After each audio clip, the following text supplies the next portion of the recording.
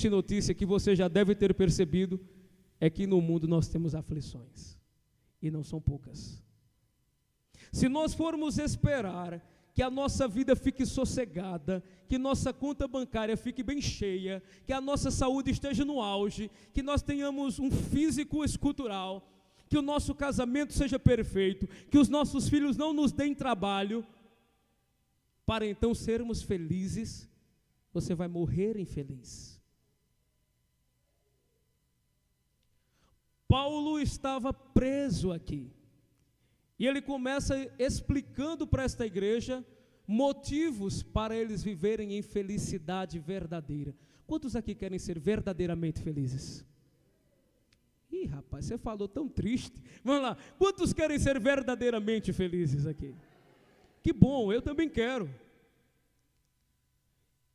Então, Paulo começa a dizer a essa igreja alguns elementos que vão trazer para essa igreja a verdadeira alegria.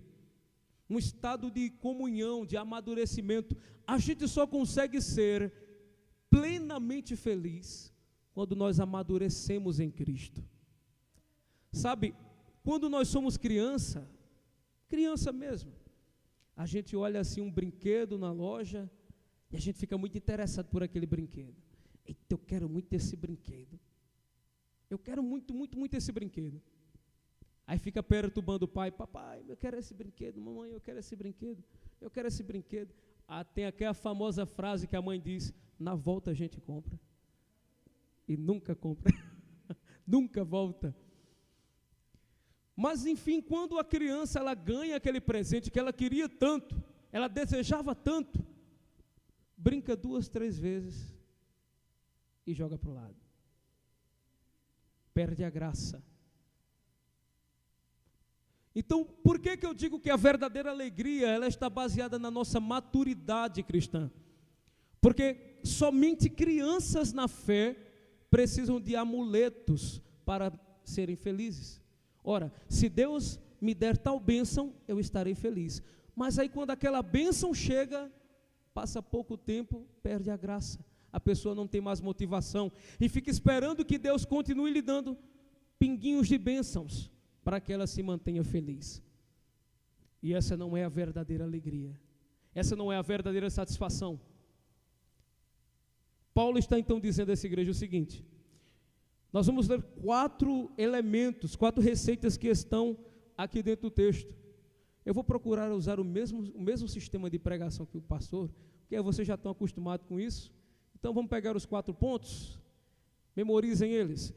Aqui no versículo 1, Paulo diz, se há em Cristo alguma exortação. O primeiro elemento que nós vamos tratar aqui é a exortação em Cristo. Quando nós ouvimos essa palavra, exortação, a gente acha que é puxa-vanque de orelha, né? Eu vou te exortar agora. Aí você já prepara o lombo para a chicotada. Não é isso. Exortação não é puxa-vanque de orelha, não é reclamação. Exortação é ensino. É bom ser exortado. Paulo diz que o primeiro elemento que essa comunidade, que essa igreja, e eu posso dizer que a igreja metodista no Jardim América precisa ter, é exortação em Cristo. Ou seja, o conselho de Cristo precisa estar presente na nossa igreja, presente na nossa vida, presente na nossa comunidade. E entendo que tudo o que eu vou dizer aqui, eu não estou trazendo num sentido pessoal. Eu vou abordar isso num sentido de comunidade, de igreja, de corpo de Cristo.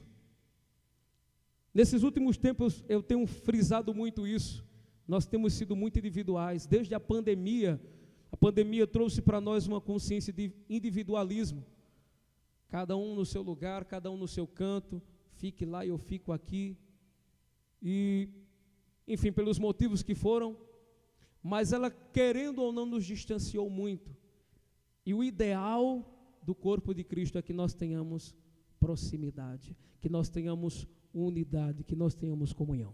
Então eu vou falar como comunidade. Exortação em Cristo. Como é que eu pratico isso aqui na igreja? Como é que eu pratico isso nos grupos de casais? Como é que eu pratico isso na equipe de louvor? Como é que eu pratico isso com a equipe do Ministério Infantil, com a diaconia? Como eu pratico isso com os meus irmãos em Cristo aqui? Se eu percebo que o meu irmão ali, ele está precisando de um conselho, eu não vou chegar para ele e dizer: meu irmão, tu é muito desorientado, faz assim, faz assado. Não. Exortação é ensino em Cristo. Eu vou chegar: meu irmão, eu estava lendo isso aqui, na palavra de Deus, e esse texto me lembrou você. Essa aqui é orientação bacana. Você não estava querendo comprar uma casa? Olha que princípio legal que tem aqui na Bíblia. Você não estava querendo fazer um casamento? Você não estava querendo arranjar um namorado? Olha o que a Bíblia diz a respeito disso. Exortação é conselho em Cristo. E sabe qual é o problema de muitas comunidades de fé? A gente não sabe ser aconselhado. Quando alguém vem nos dar um conselho, a gente se sente ofendido, a gente se fecha para aquilo, a gente se sente humilhado. Essa pessoa quer me aconselhar, dizer que eu não sei, que eu não entendo. Uma comunidade de fé só é sadia e só se encaminha para a felicidade verdadeira se ela souber o que é exortação. Eu tenho que aprender a ser exortado.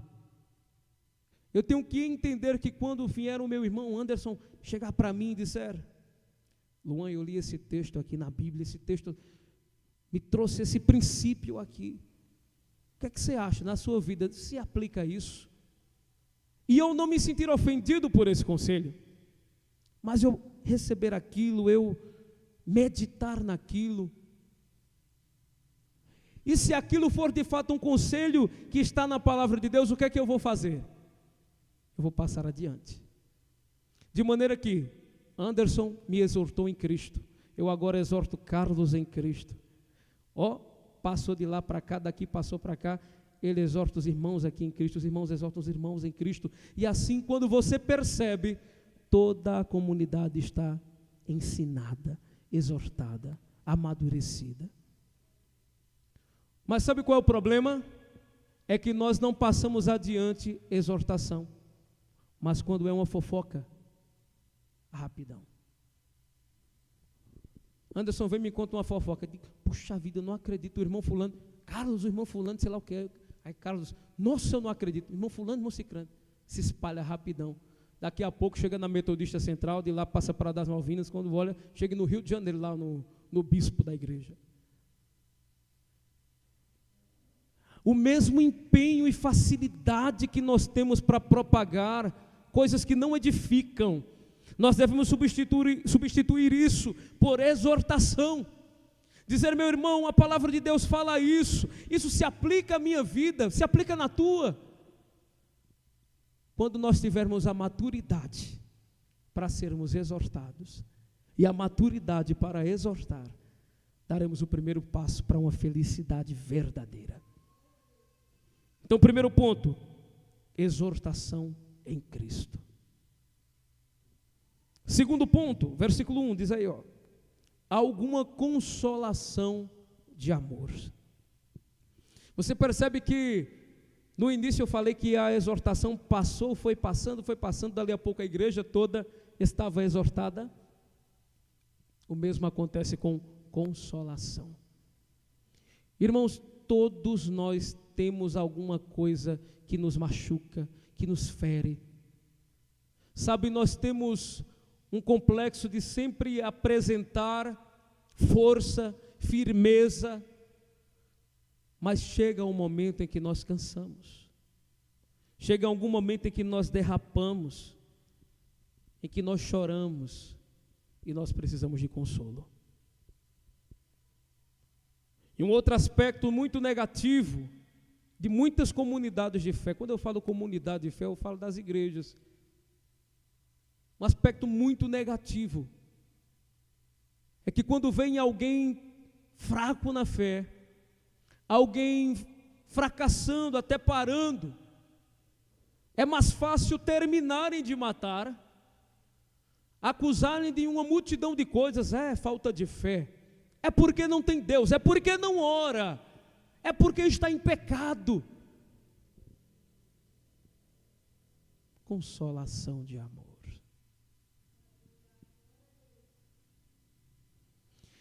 quando eu tenho exortação em Cristo, quando eu aprendo com Cristo, exortação eu disse que é ensino, né? E Jesus disse, Mateus capítulo 11, Jesus disse: aprendam comigo, que sou manso e humilde de coração. Consolo em amor. Todos nós precisamos ser consolados.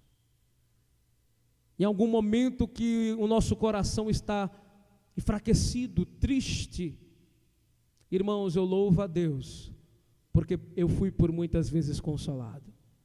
Deus está aparentemente firme, forte, mas por dentro despedaçado. E Deus enviar, dizer: meu irmão, eu sou contigo. A exortação em Cristo é o quê? Não é citar a palavra de Deus? Aí disse assim, a palavra de Deus diz: não temas, não te assombres, eu sou o teu Deus, eu estou contigo. Consolação de amor. Do que adianta toda a nossa bagagem de crente, todos os nossos anos em igreja, se nós não formos capazes de consolar, se não tivermos amor para consolar quem precisa de consolo? O apóstolo Paulo é quem mais ensina isso. Se tem alguém que poderia talvez, por soberba, dizer: eu não preciso de ninguém, era o Paulo. O cara tinha conhecimento, o cara foi no céu, tinha visões, revelações, era crente. E ele ensina o seguinte: vocês que estão fortes, suportem, tenham paciência, deem suporte, console quem está fraco. Gálatas capítulo 6 diz: se algum dentre vós for surpreendido, estiver fraco, cair, vocês que são espirituais, devem restaurar essa pessoa com espírito de mansidão. Irmãos, se fizermos um diagnóstico, uma análise, é isso que nós estamos fazendo? Ou nós estamos ainda nesse complexo de os meus problemas, pronto, eu já tenho os meus problemas, cada um que resolva os seus. Como um amigo meu certa vez disse: ema, cada um com seus problemas. E eu olhei para ele e disse: nossa, abre Filipenses 2. E diz: cada um não busque o que é seu, mas o que é do outro. Nós só vamos entender o que é a verdadeira felicidade em comunhão em corpo de Cristo quando eu aprender a consolar. E detalhe, olha que bacana isso. Eu preciso de consolo, Anderson me consola. Eu agora estou fortalecido, vou consolar Carlos. Carlos fica fortalecido, agora Carlos consola os irmãos, eles ficam fortalecidos, eles agora consolam os irmãos e ficam fortalecidos. Quando você menos vê, a igreja inteira está consolada. A igreja já tem a exortação em Cristo, agora está sendo consolada em amor. Olha que Paulo está dizendo isso, preso, sofrendo, humilhado, e ele ensinando esses princípios para nós. Primeira coisa, diga: exortação em Cristo. Fale isso, diga: exortação em Cristo. Segundo, consolação de amor. Primeiro. Segundo. Isso. Já que eu não estou aí para dizer isso, eu vou dizer isso aqui. Isso. Terceiro ponto. Paulo diz: alguma comunhão do Espírito. Esse ponto para mim me chama muita atenção. Eu já pensei muito no que é comunhão. Quantos aqui são crentes há mais de 5 anos? Quantos são crentes há mais de 5 anos? A gente que é de crente velho, da velha guarda, a gente já participou de uma série de eventos que tinham a intenção de produzir comunhão. A gente, vamos fazer um café da manhã, vamos fazer um jantar, vamos fazer uma oficina, para esse povo ter comunhão. E a gente tenta com toda a boa intenção da terra. Mas o máximo que nós conseguimos com isso é juntar gente. Comunhão não é o ajuntamento físico de pessoas. Nós estamos todos reunidos aqui no mesmo ambiente. Isso não quer dizer que nós tenhamos comunhão uns com os outros. Comunhão é algo espiritual. Por isso que Paulo diz, comunhão do... Leia o texto, versículo 1. Terceiro ponto, alguma comunhão do Espírito. Comunhão é algo que o Espírito Santo produz. Nossos eventos não produzem comunhão. As nossas tentativas de juntar gente não produzem comunhão. Porque eu posso juntar uma multidão de gente no mesmo lugar e essas pessoas se odiarem. É simples, um simples exemplo. O irmão Orlando e a irmã Valéria trabalham com casais há muito tempo aqui na igreja. E nas oficinas de casais, quando a gente discute as coisas, a gente percebe que dentro de uma casa, dentro de um quarto, com duas pessoas, juntas, dormindo na mesma cama, dividindo o mesmo cobertor, muitas vezes não tem comunhão. A gente muitas vezes não deduz isso, a gente está conversando sobre casamento, observando o que a palavra de Deus fala. Comunhão não é estar junto fisicamente, mas é estar ligado espiritualmente. É por isso que Paulo diz, quando ele fala do corpo de Cristo, ele diz que é um corpo, deixa eu lembrar da palavra certinho, somos corpo, assim bem ajustados, intimamente ligados, é algo espiritual. Você só vai conseguir viver plena comunhão se você for espiritual. E para você ser espiritual, você precisa ter primeiro os dois pontos. Você precisa ter exortação em Cristo. Você tem que ter a palavra de Deus em você. E precisa ter consolação de amor, como Paulo disse em Gálatas 6. Vós que sois espirituais, devem consolar. Existe diferença, irmãos, de sermos religiosos para sermos espirituais. Na parábola do bom samaritano, nós encontramos um sacerdote que passa por aquele homem e o ignora. Em seguida passa um levita, uma pessoa que trabalhava no templo, tinha um cargo religioso, mas ele passou pelo homem e fez pouco caso dele. Muitas vezes nós estamos assim, cheios de títulos, cheios de cargos, cheios de funções, cheios de anos de igreja e nada de espiritualidade.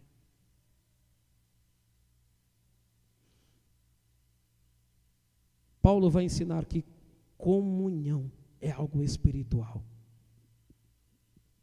Quando eu olho para a igreja, eu enxergo muito mal, viu, irmãos? Eu estou vendo o rosto de vocês tudo embaçado mesmo. Mas quando eu olho para a igreja, sabe o que eu enxergo? Como se todos nós tivéssemos uma chama saindo de nossas cabeças. E essa chama que sai de cada um de nós, ela se une em uma grande chama. Sabe, irmãos, na verdade ela não sai de nós, o nosso Deus. O fogo do Espírito, a presença do Senhor, ela vai nos ligando, ela vai nos unindo. Nós todos nos encontramos em Cristo, que é o cabeça do corpo. É por isso que quando você chora, eu choro junto. É por isso que quando você se alegra, eu me alegro junto. É por isso que quando você conquista alguma coisa, é como se eu tivesse conquistado. Comunhão é algo espiritual. Não tem, se nós quisermos ser verdadeiramente felizes em Cristo, apesar das circunstâncias, como igreja, nós precisamos disso: exortação em Cristo, consolação de amor e comunhão do Espírito. Primeira coisa, exortação em Cristo. Segunda coisa, terceira coisa, comunhão do Espírito. Seja espiritual e a comunhão vem. Quarta coisa que Paulo diz, ainda no versículo 1: se há qualquer sentimento profundo ou compaixão. Irmãos, nesse ajuntamento de gente aqui, nós não podemos ser um bando de estranhos, que temos um programa em comum no domingo e na quarta. Não. Eu tenho que ter sentimentos profundos por você. Eu tenho que, sabe como é bonito quando dizemos, estamos juntos, somos um em Cristo Jesus, conta comigo. Mas é uma coisa que nós precisamos nos educar a fazer de fato, irmãos. Em descobrir se o irmão Mamá está bem. Irmão Mamá está bem? Será que o senhor está bem? Vou me importar com o irmão Mamá. Como será que está a irmã Rosa?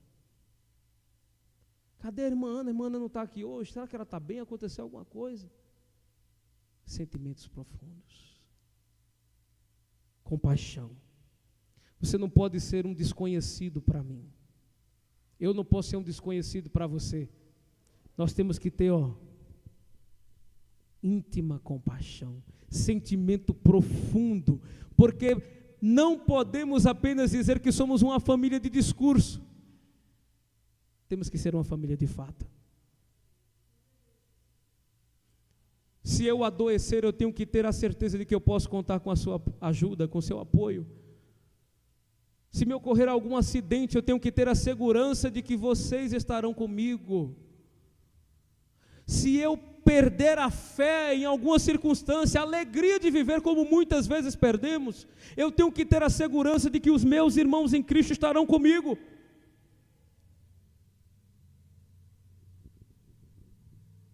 Você precisa ter essa certeza quanto a mim. É sentimento profundo. E eu não quero me alongar. Essas 4 coisas que Paulo falou, elas vão trazer 4 resultados para a igreja. Versículo 2 diz que Paulo pede que complete a alegria dele com essas coisas.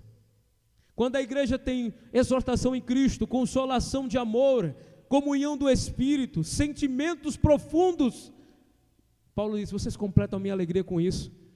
E o cara estava preso.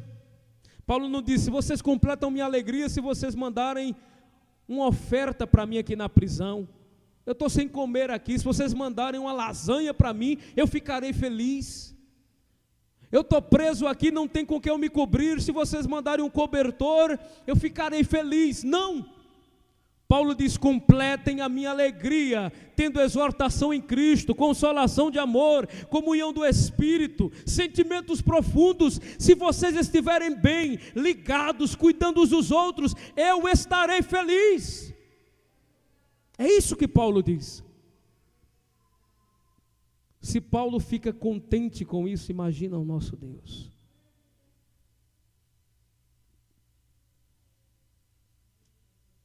Esses 4 pontos vão gerar 4 resultados. Aí no versículo 2, o primeiro resultado, quando eu tenho uma exortação em Cristo, o resultado é, nós temos o mesmo modo de pensar. Quando eu aceito a exortação em Cristo, quando eu tenho a palavra de Deus, se chega Anderson e vem me exortar, se ele vem me aconselhar, eu não vou entender que aquilo é uma afronta, eu não vou entender que aquilo é uma humilhação para mim. Nós vamos ter o mesmo modo de pensar, de modo que tanto eu vou poder ser aconselhado como vou aconselhar. O que falta hoje na igreja é isso. Sabe por que não temos o mesmo modo de pensar? Porque não temos a exortação em Cristo. Traga a palavra para a sua mente, para o seu coração, para o seu interior, e você vai amadurecer a ponto de que qualquer um dos teus irmãos vai dizer, irmão, faça assim, assim não. E você vai receber aquilo no seu coração, sem ser afronta. Porque o que eu conheço, irmãos, nesse tempo de caminhada com Cristo, esse ano fazem 20 anos que eu caminho com Jesus.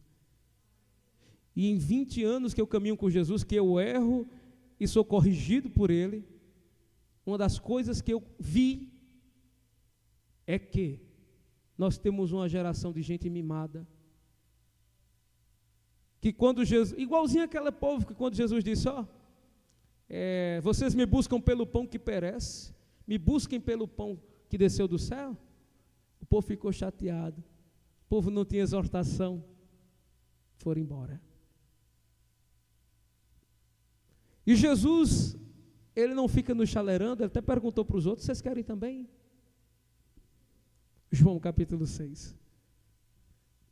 A exortação em Cristo, ela nos traz um modo de pensar unidos. Ora, Cristo é a fonte de todo o nosso conhecimento. Cristo é a razão de toda a nossa fé. Ele é o autor e consumador da nossa fé. Tenhamos o mesmo modo de pensar. Se nós tivermos consolação de amor, aí no versículo 2, que a consequência é, nós vamos ter o mesmo amor. É exatamente aquilo que eu estava falando, ó. Ele me aconselhou, me exortou em Cristo, aquilo foi passando de mim para outro, de mim para outro.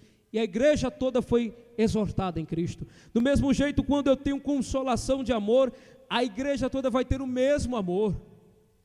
Aquele amor que brotou de Cristo no coração do irmão vai passar para o meu, do meu para o irmão. E todos nós estaremos unidos no mesmo amor. É lógico isso, não é? Não é bem lógico? O grave problema é que se eu, em vez de ser um consolador, se eu ficar calado na minha, se eu ficar esperando que outros façam isso, alguém no corpo de Cristo vai ficar sem consolo. Eu fico pensando, irmãos, quando Jesus multiplicou os pães, eu fico pensando, se os discípulos não quisessem distribuí-los, o povo continuaria com fome. Muitas vezes nós estamos recebendo consolo e deixamos aquilo conosco. Não levamos adiante. Tudo que chega em suas mãos é para você levar adiante. É para você repartir com outros, para que nós tenhamos o mesmo amor. Se nós tivermos comunhão do Espírito, a consequência disso vai ser que nós vamos ter o mesmo ânimo. Comunhão, como eu disse, não é estar junto simplesmente. Mas quando eu percebo que meu irmão está cansado, desanimado, talvez entristecido, enfraquecido por alguma situação, e eu tenho comunhão com ele de fato, eu me pergunto: irmão, está tudo bem contigo? Estamos juntos, conta comigo aí.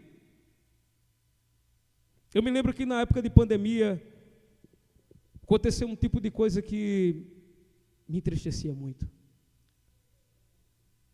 Sempre tinha aquela galera que dizia: tem que ficar em casa. E está correto, tinha que ficar em casa.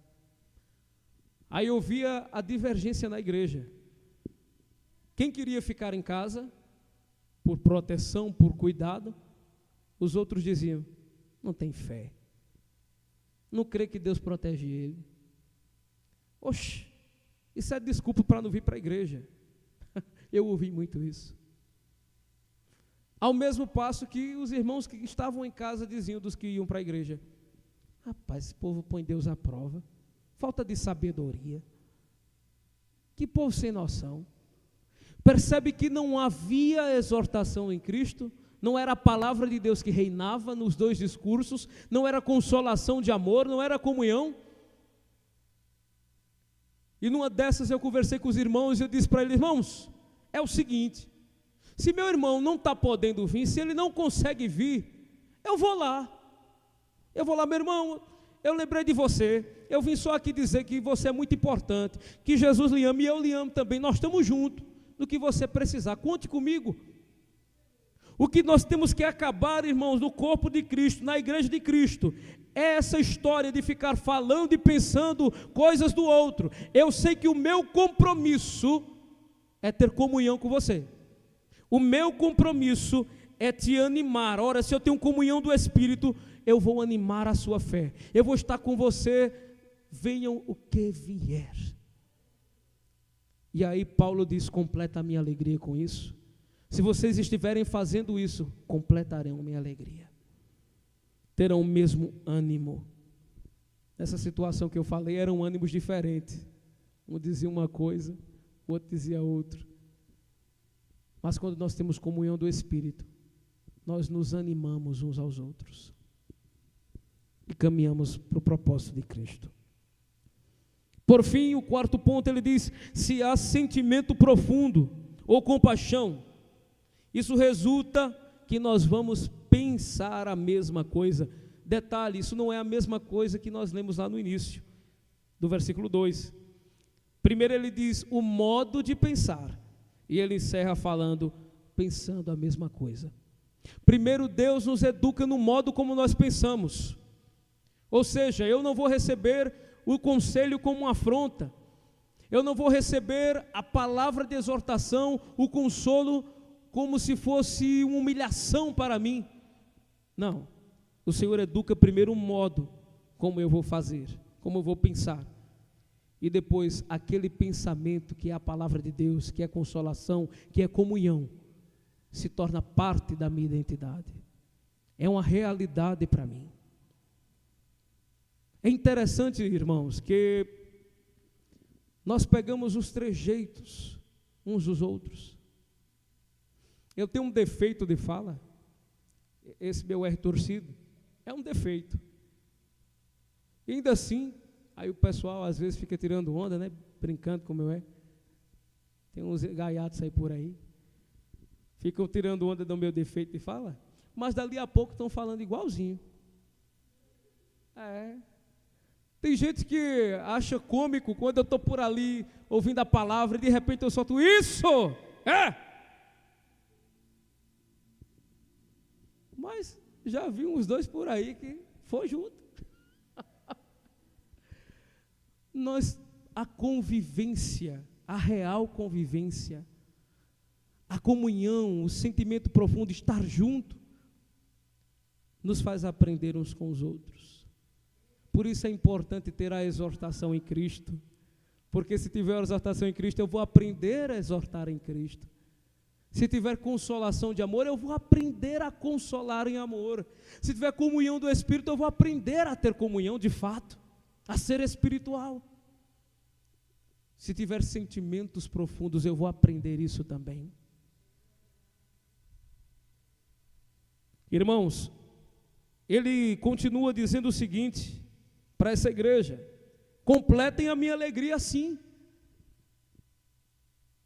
Só somos verdadeiramente felizes, plenamente felizes, quando aprendemos como igreja, estou falando como igreja, não como indivíduo, quando aprendemos como igreja a ter essas características, porque isso vai trazer para nós uma consolidação.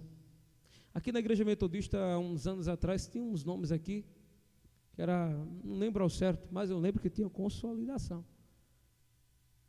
É o fato do corpo estar unido, ainda que venha e bata, aquilo não nos separa, nós estamos unidos. E ele diz no versículo 3, não façam nada por rivalidade, nem por orgulho, mas com humildade.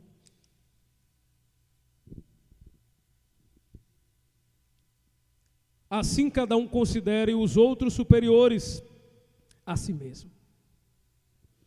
Irmãos, o único jeito de cumprir isso que Paulo está dizendo, de olhar assim para Orlando e dizer, Orlando é superior a mim, sem problema. Aí Orlando olha para a irmã Valéria e diz, ela é superior a mim. A irmã Valéria olha para a irmã mocinha e diz, ela é superior a mim. É mesmo, né, que é mãe? Ela é superior, e assim por diante. O único modo de eu conseguir olhar para você e eu te ver como superior, e eu servir a você, e eu me preocupar com você, é se eu tiver todos os itens que nós lemos no início. Se eu tiver exortação em Cristo, consolação de amor, comunhão do Espírito, sentimentos profundos. Quando eu tenho tudo isso, ele vai trazer os resultados que nós lemos no versículo 2, e vai impedir que nós façamos qualquer coisa por rivalidade. Se existe em alguma igreja, alguma comunidade, gente fazendo alguma coisa por rivalidade, é porque eles não aprenderam nenhum desses requisitos que nós lemos aqui. Como nós vemos muitas vezes, pessoas agindo como se fossem concorrentes dentro da igreja. Nós não somos concorrentes, irmãos. Dentro de cada equipe, por exemplo, estou aqui na equipe de música, ninguém é meu concorrente. Somos irmãos em Cristo. Somos unidos em Cristo. Quando eu tenho toda essa bagagem, eu vou conseguir olhar para o meu irmão e dizer: você é superior a mim. Olha que interessante. Volta aquele círculo. Ele me exortou, eu exorto. Ele exorta. Ele me consolou, eu consolo. Temos comunhão. Aí ele me vê como superior. Eu vejo Carlos como superior. Carlos vê os irmãos como superiores. E vai, dali a pouco, já Seara vê Anderson como superior. Desse modo, ninguém no corpo de Cristo faz nada por rivalidade. Faz nada por egoísmo, como Paulo diz aqui, mas com humildade. Versículo 3. Leia esse texto e pense se você tem dificuldade de obedecê-lo. Não façais nada por rivalidade, nem por orgulho, mas com humildade, e assim cada um considere os outros superiores a si mesmo. E aí você consegue isso? Se você ainda não consegue isso, se eu ainda não consigo isso, eu preciso passar por essa receita que Paulo nos deu. Nós precisamos pensar no que é exortação, no que é consolo, no que é comunhão, no que é sentimento profundo. E eu concluo, irmãos, dizendo que quando Paulo fala no versículo 4, cada um não se preocupe somente com o que é seu, mas também com o que é dos outros. Ele dá um exemplo que ninguém poderia questionar. Quando Paulo diz, veja o seu irmão como superior, não se preocupe somente com o seu próprio umbigo, não se preocupe somente com suas questões, mas com dos seus irmãos. Quando Paulo diz isso, ele não fala dele não. Ele não diz, olhe para mim, eu sou o exemplo, não. Ele diz assim, tende em vós o mesmo sentimento que houve em Cristo Jesus. Ele aponta para Cristo. Você pode questionar Paulo, você pode questionar Luan, você pode questionar o seu pastor, mas você não pode questionar a Cristo. O exemplo dele é perfeito.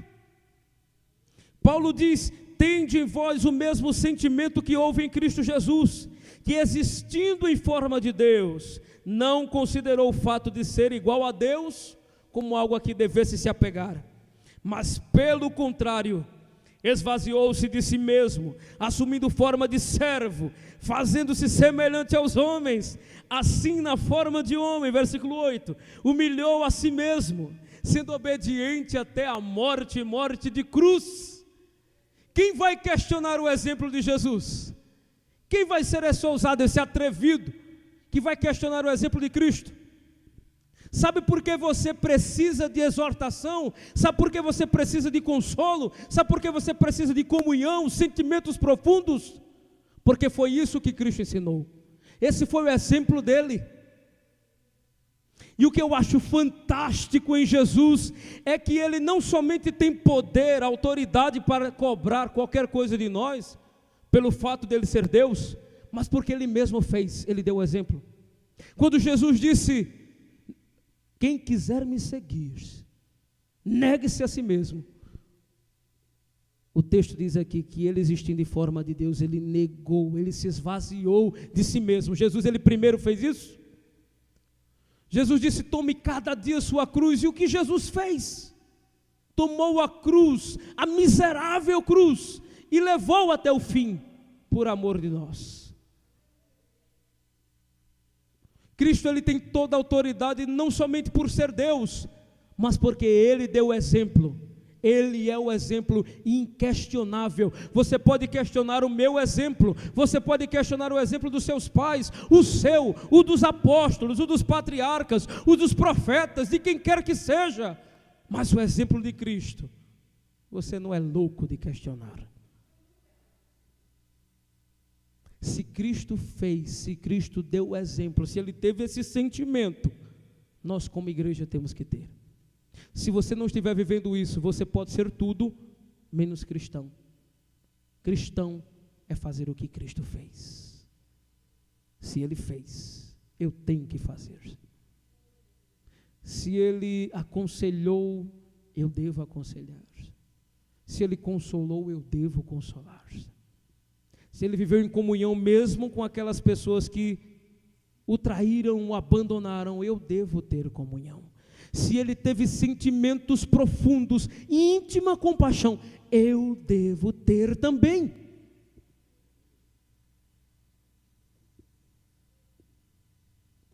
Eu concluo, irmãos, dizendo que a minha expectativa como crente é aprender com Jesus. Eu preciso aprender com Jesus.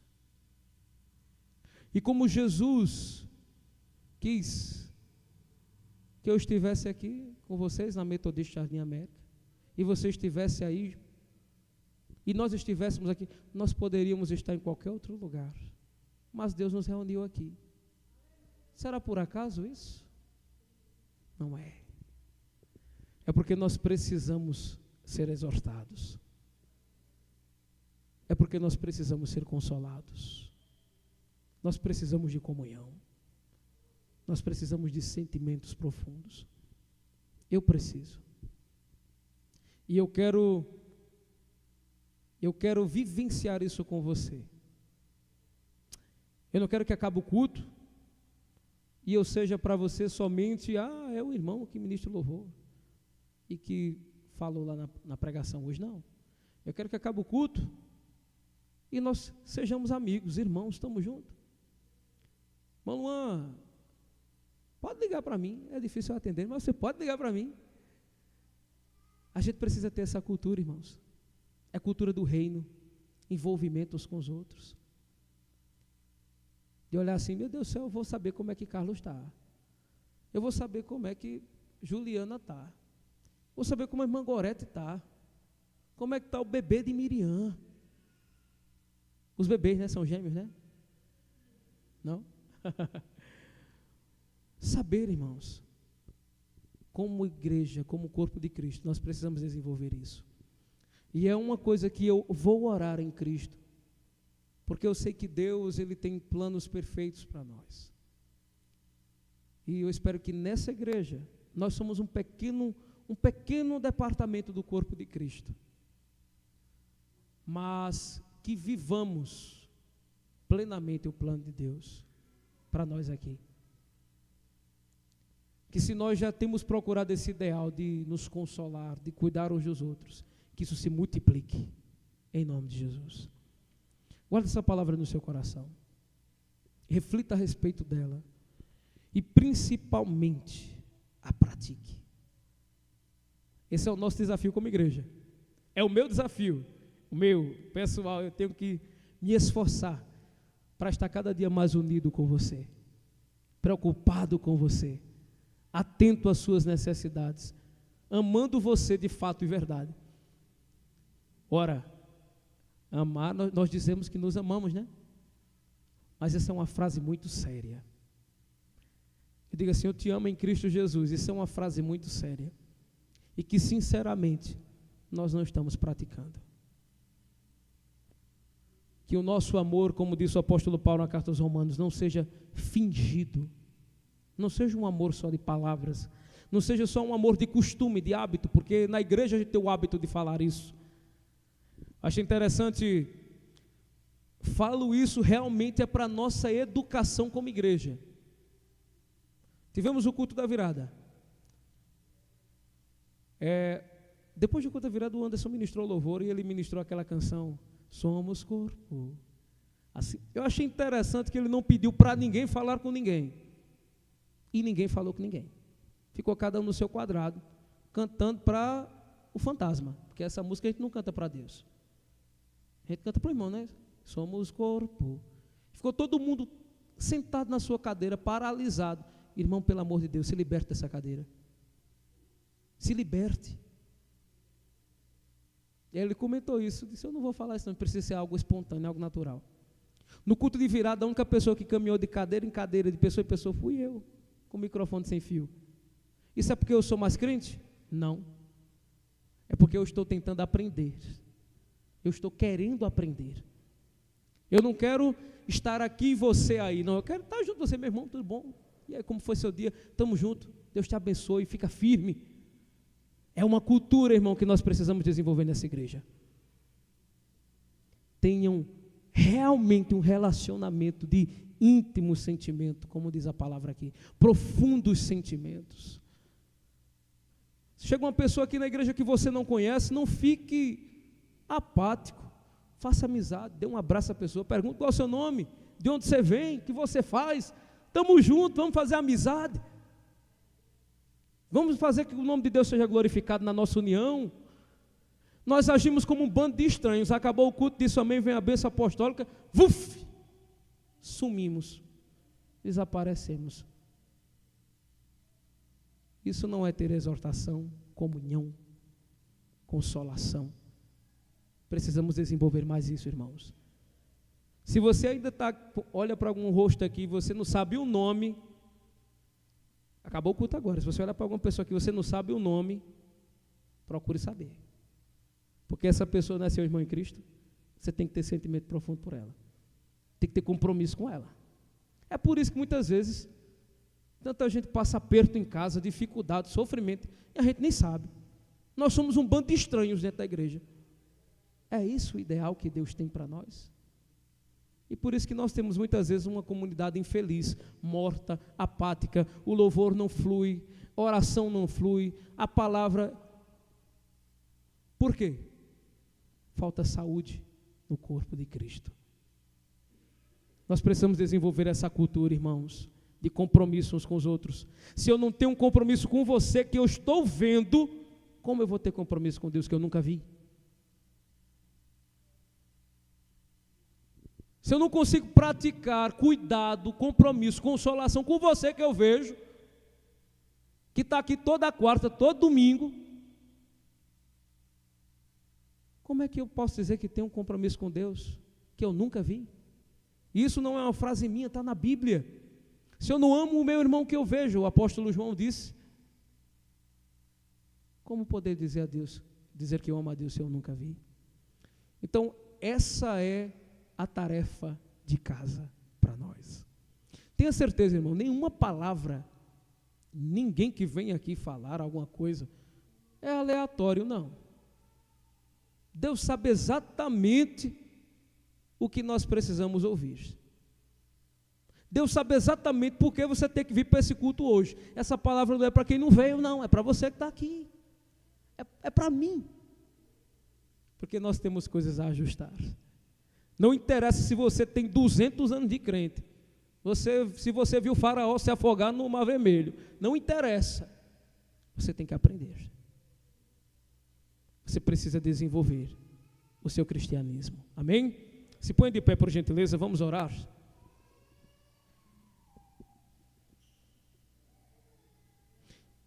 Depois da oração, vou chamar a Jaciara para dar os avisos. Eu estou grato a Deus por ter Anderson aqui.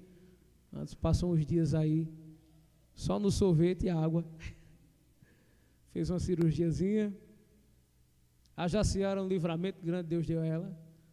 Ela quase virava um saci branco. Ia perdendo o pé. Mas Jesus deu livramento. Deus é bom, né? Eu vejo o cuidado de Deus em tudo.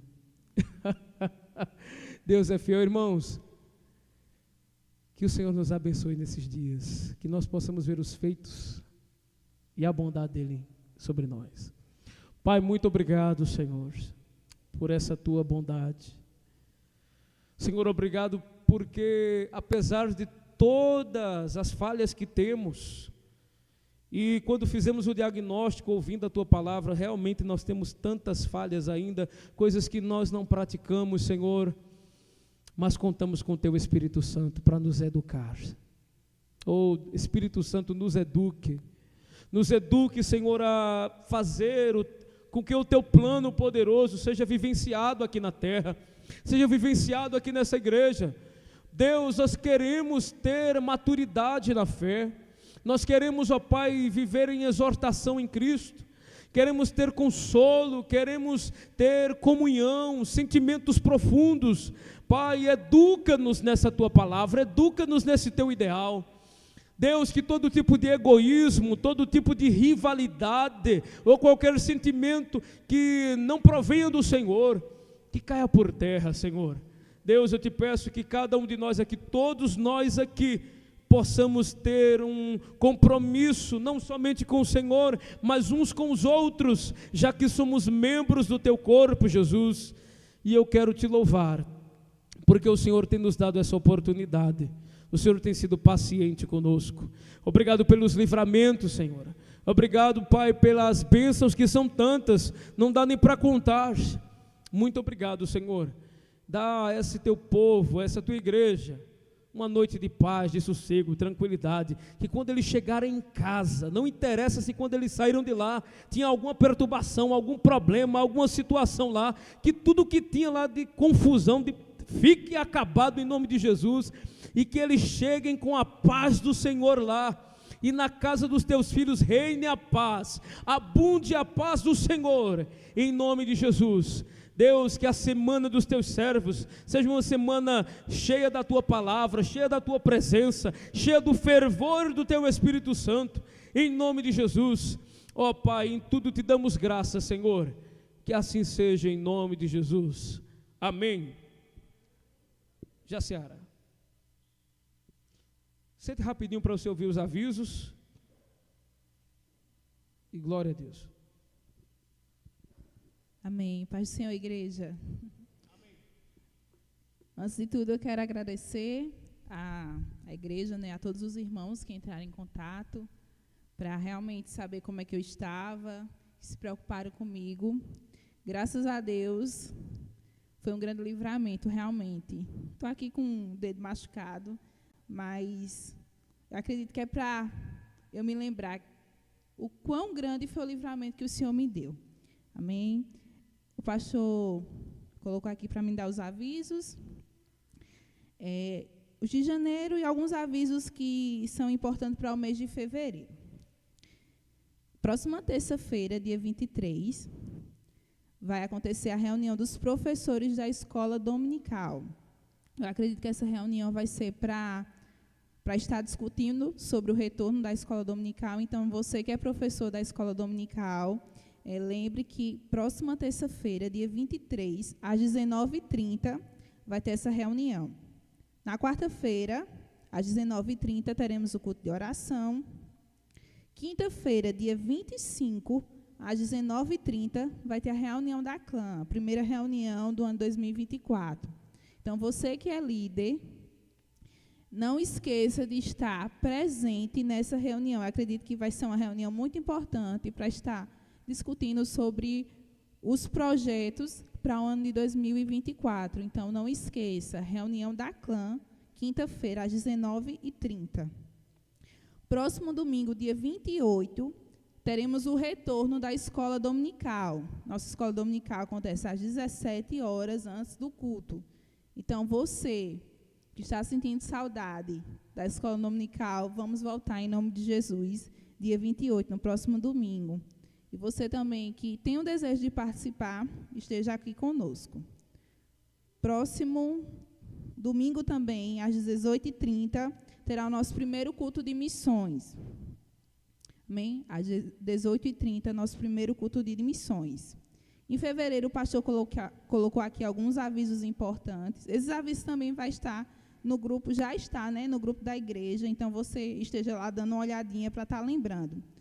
Do dia 8 ao dia 13 de fevereiro, vai acontecer o evento da Consciência Cristã. Então, a Igreja Metodista, a nossa igreja, dá total apoio para os membros estar participando desse evento. Dia 17, no sábado, às 18 horas, dia 17 de fevereiro, às 18 horas, terá um culto infantil. Então, você que é pai, que é mãe, traga sua criança para estar participando do primeiro culto infantil, às 18 horas, no dia 17. E também você que é adulto, os ministérios estejam aqui para estar apoiando, certo? Dia 18 de fevereiro, terá o culto de acolhimento do pastor Edson Davi. Então, eu acredito que os irmãos já sabem, né? Então, só para lembrar, o pastor Edson vai estar aqui conosco, junto com o pastor Gutenberg, para estar sendo a pastor auxiliar. Então, que você esteja aqui também, no dia 18, está dando as boas-vindas ao pastor Edson Davi. E dia 24, no sábado, 24 de fevereiro, será o aniversário da Igreja Metodista em Belém. Então, os irmãos que queiram estar lembrando aí dos avisos, os avisos já estão no grupo da igreja. Deus abençoe.